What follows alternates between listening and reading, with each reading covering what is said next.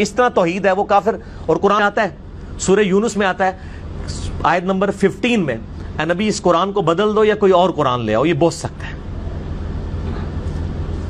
تو اے نبی فرما دیجئے مجھے کوئی اختیار حاصل نہیں کہ میں اپنی مرضی سے اس قرآن کو بدل دوں. کافر بھی کہتے تھے قرآن بوجھ سکتا ہے, اس لیے کافروں نے سمجھ لیا تھا. یہ مسلمان کہتے ہیں قرآن تو جی اللہ دی رحمت ہی رحمت ہے جی, کہتے کھول کے ہی نہ پڑھی, انہوں پتہ ہی نہیں ہے کتنے رحمت کڈ پورے قرآن اس رحمت کا تو حقدار ہی نہیں ہے. اور رحمت یہ ہے کہ جس نے توبہ کی اس کے بعد اصلاح کی اور سدھر گیا اس کے لیے اللہ غفور رحیم ہے. اس کے بغیر تو کبھی رحمت آئی نہیں ہے. جھوٹ بولا ہے آپ سے لوگوں نے. اسی لیے جو قرآن پڑھتے ہیں نا, میں آپ کو بتاؤں 2011 کی بات ہے, ہمارے محلے میں ایک قریبی ایک مدرسہ ہے, وہاں پہ انہوں نے نا شروع کیا قرآن کلاس نا.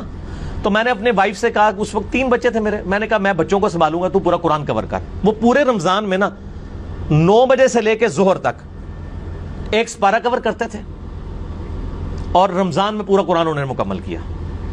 ڈاکٹر فرد ہاشمی کی ایک کلاس فیلو تھی جو پڑھایا کرتی تھی.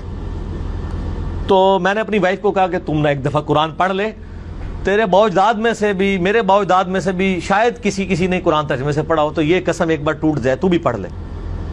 نماز پڑھتی تھی, پردہ کرتی تھی, سب کچھ. جب میری وائف پورا قرآن یعنی قرآن وہ پڑھتی گئی تو اس کا تو جس کو کہتے ہیں قرآن تو پھر آپ کو پتہ ہے اپنا اثر چھوڑتا ہے.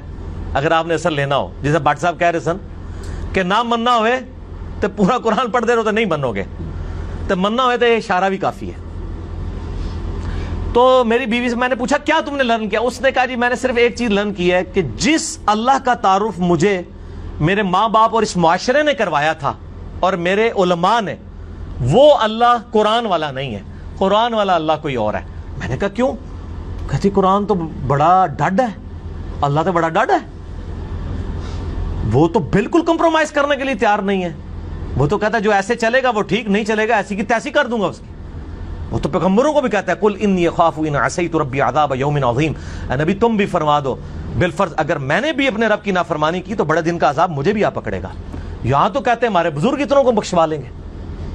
واقعی جو قرآن اور سنت کا رب ہے وہ اور ہے, جس کو انڈیا, پاکستان, بنگلہ دیش اور افغانستان کے لوگوں نے, ان کے بزرگوں نے جو تعارف کرایا وہ اس قرآن حدیث میں نہیں ہے. وہ اسی طریقے سے ہے جیسے کوئی بڑی نانی اماں کا تعارف کروا دیتا ہے نا, اس طرح کا تعارف کروایا, وہ لے کے چلے.